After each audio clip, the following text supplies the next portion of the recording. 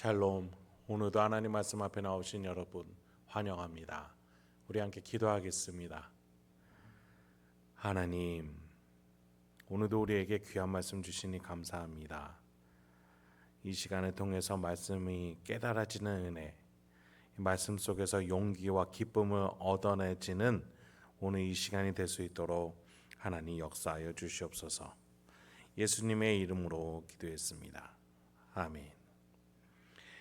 오늘 함께 살펴볼 말씀 이사야서 52장 1절에서 15절, 이사야서 52장 1절에서 15절까지 함께 살펴보도록 하겠습니다. 예수님이 공생의 시절에 제자들에게 하신 당부 중에 하나가 깨어 있으라라는 말씀이셨어요. 특히 열처녀 비유에서 이런 가르침을 주셨죠. 그 비유의 결론을 예수님이 이렇게 말씀하셨어요. 그런즉 깨어있으라, 너희는 그날과 그때를 알지 못하니라. 여러분, 우리는 결코 결과에 대해서, 끝날에 대해서는 주어진 바가 없어요. 미래를 알 수가 없습니다. 그래서 예수님은 그것은 하나님께만 맡겨져 있으니 우리가 해야 할 일에 최선을 다하라 하시면서 깨어 있으라라고 말씀해 주신 거예요. 이러한 신앙인의 자세는 구약에서나 신약에서나 똑같은 것 같아요. 오늘 본문도 깨어 있어야 되는 신앙인의 자세에 대해서 말해주기 때문입니다. 우리 이사야의 가르침, 깨어 있으라는 가르침을 함께 살펴보죠. 1절 상반절입니다. 시온이여 깰지어다 내 힘을 낼지어다. 거룩한 성 예루살렘이여 내 아름다운 옷을 입을지어다. 이사야 선지자는 유다 백성들에게 바벨론 포로로 잡혀 들어간 그 상황에서 결코 안주해서는 안 될 것, 그 가르침으로 깨어 있어야 된다라고 말해요. 특히 아름다운 옷을 입으라라고 말해요. 여기서 아름다운 옷이 진짜 고급진 원단의 옷을 말하는 걸까요? 11절을 한번 보시죠. 너희는 떠날지어다 거기서 나오고 부정한 것을 만지지 말지어다. 그 가운데에서 나올지어다. 여호와의 기구를 매는 자들이여 스스로 정결하게 할지어다. 이 옷은 바로 신앙의 정결한 옷을 말하는 것이죠. 바벨론 포로로 잡혀 있다가 거기서 안주할 것이 아니라 하나님이 반드시 구원으로 꺼내 오실 거라는 약속을 믿으면서 기다리고 깨어 있어야 된다라는 준비된 태도, 하나님을 믿는 신앙의 마음가짐을 말하는 것이 바로 아름다운 옷이에요. 여러분, 11절에서 이사야는 첫 번째로 부정한 것에 대해서 멀리할 것, 자, 하나님의 말씀, 그 신앙을 지키면서 살아갈 것을 말하는 것이죠. 두 번째로 스스로를 정결하게 하라는 것이었어요. 하나님에 대한 신앙을 준비하면서 언제든지 바벨론으로부터 나올 수 있는 마음의 준비된 태세를, 준비된 자세를 의미하는 것이죠. 하나님이 구원을 약속하셨으니 바벨론 문화에 젖어들지 말고 깨어 있으라는 것이죠. 여러분, 그런데 이게 말이 쉽지 진짜 실제 상황에서는 얼마나 어려운 일이겠습니까? 우리나라가 일제치하 35년 동안 있지 않았어요? 그 속에서 얼마나 많은 영향력들이 있었는지 지금도 많은 일제의 잔재들, 친일 역사관이 우리를 괴롭히고 있습니다. 하물며 이스라엘이 바벨론에서 보낸 70년, 또 고대 상황에서 보여지는 신관들의, 신앙의 세계관들의 갈등들이 극심했던 시절이었기 때문에 70년 동안 이스라엘은 수많은 이방 신관에 대해서 공격을 받았을 겁니다. 지켜낼 것인가 아니면 타협할 것인가, 그 이야기들이 우리가 계속해서 우리가 언급해온 다니엘서, 또 에스라, 느헤미야서와 같은 이야기들 아니겠습니까? 그렇습니다. 여러분, 지금 이사야 선지자가 말하는 아름다운 예복은 신앙을 지키고 하나님에 대한 약속을 기억하는 거예요. 이 신앙은 신약 시대를 살아가는 우리에게도 동일하게 적용됩니다. 우리는 하나님이 거룩하니 우리도 거룩해야 된다라는 그 명령에 맞춰서 이 생애를 살아가야 돼요. 언제까지요? 예수님이 다시 오신다고 약속하셨으니 그 다시 오실 날을 기다리면서 말이죠. 우리에게 성도의 인내라는 의로운 예복을 하나하나 하루하루 결정과 시간을 보내면서 우리는 그 옷들을 입고 있어야 해요. 그런데 오늘 본문 2절에 보니 내 목의 줄을 스스로 풀어라 라고 되어 있어요. 우리가 의복을 입고 노예의 상징인 밧줄을 풀어내는 것을 스스로 하라라고 말씀하세요. 여러분, 노예 생활을 하는데 노예가 어떻게 스스로 줄을 풀 수 있겠어요? 노예가 아닌 상태라면 가능하겠죠. 노예였는데 노예의 주인 노릇하던 자가 떠났어요. 없어졌어요. 이제 노예는 그 주인이 없으므로 더 이상 노예가 아니에요. 자유인이 되었어요. 스스로 밧줄을 풀 수 있게 되었어요. 그렇습니다. 여러분, 바벨론 포로에서 나올 그 이스라엘에게 약속을 하고 있는 거예요. 그날이 반드시 올 거다. 너희들의 주인 노릇하던 바벨론이 망하고 떠나고 고레스가 너희에게 자유를 선포할 날, 그래서 너희 스스로 밧줄을 풀어낼 수 있는 자유와 구원의 때가 올 것이야. 그 날을 기억하며 이 시간을 잘 버텨내야 된다. 여러분, 이 약속은 우리에게도 동일합니다. 우리에게 죄가, 죽음이, 사망이 주인 노릇했어요. 그러나 예수가 그 주인 노릇 행세하던 자들을, 그 권세들을, 영적인 세력들을 다 물리치셨어요. 이겨내셨어요. 그래서 우리는 믿음으로 스스로 이 밧줄을 풀어낼 수가 있는 거예요. 우리의 힘이 아니라 예수가 그렇게 다 해놓으셨으니 우리는 걷기만 하면 된다라는 거예요. 우리의 공로를 의지하는 것이 아닙니다. 예수가 다 해놓으셨기 때문에 우리는 이 자유인으로서 정체성을 깨닫고 우리가 한 발자국 한 발자국 나아간다라는 말이에요. 3절을 보시죠. 여호와께서 이와 같이 말씀하시되 너희가 값없이 팔렸으니 돈 없이 속량되리라. 여러분, 바벨론은요 이스라엘의 주인이 아니었어요. 하나님이 잠시 맡겨두셨던 거예요. 심판의 도구로서 바벨론은 잠시 이스라엘에게 주인 행세를 하도록 하나님께 맡겨졌을 뿐이에요.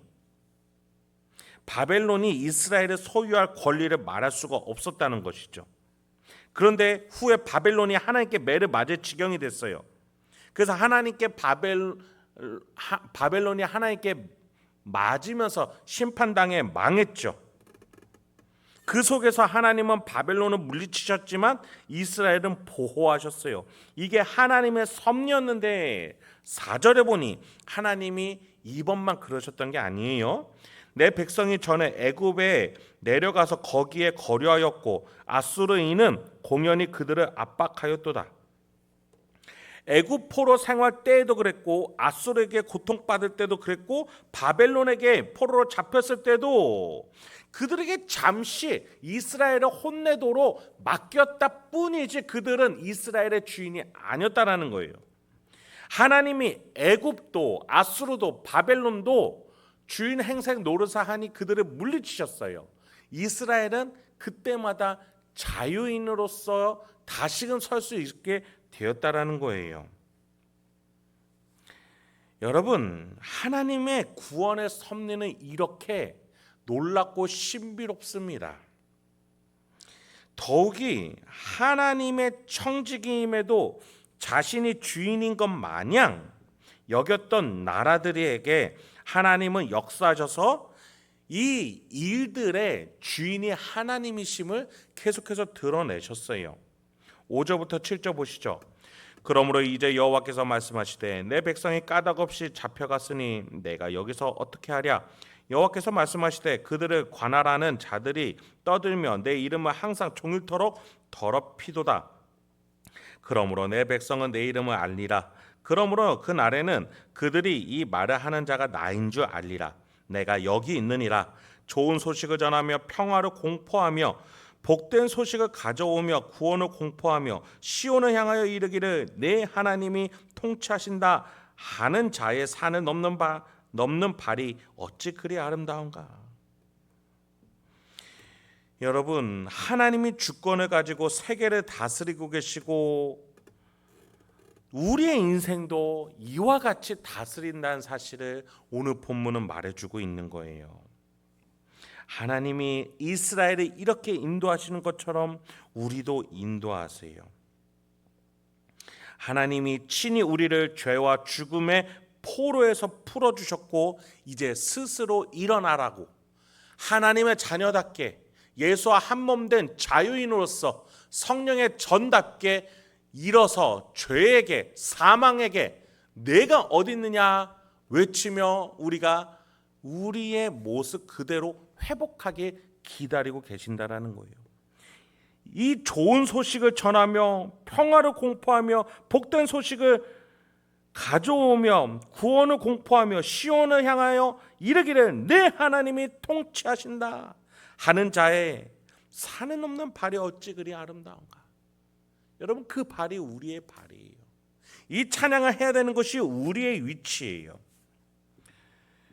여러분, 우리가 전도를 한다라고 했을 때 그 도는 무엇입니까? 교회에 나오라는 게 전도가 아니에요. 내 생활 습관으로 내 입으로 내가 그때마다 중대한 결정을 내릴 때에 하나님이 내 인생을 다스리신다라는 그 믿음에서 내가 말하고 행동하고 판단하고 결정하는 그것들을 우리 주변인들을 보면서 저 사람의 도는 뭐냐, 저 사람의 마음의 중심에 있는 그 생각과 신념은 무엇이냐, 그것을 보기 시작한다라는 거예요. 그것이 간접적인 전도예요. 더 나아가 그들이 우리에게 궁금할 때 우리는 내가 왜 하나님을 중심으로, 내가 왜 예수 그리스도와 성령을 중심으로 살아가는지 대답할 준비를 하고 있어야 돼요. 그것이 직접적인 전도가 될 거예요. 이렇게 나의 삶은 간접적으로 직접적으로 뭐든지 어디서든지 언제든지 하나님의 주권을 밝히고 드러내고 전하게 되는 것이지요. 여러분, 하나님이 이 세계를 주권을 가지고 다스리고 계십니다. 그것에 응답하는 우리의 삶이 되기 주님의 이름으로 축원드립니다. 마지막으로 13절부터 15절 한번 보시죠. 보라, 내 종이 형통하리니 받들어 높이 들려서 지극히 존귀하게 되리라.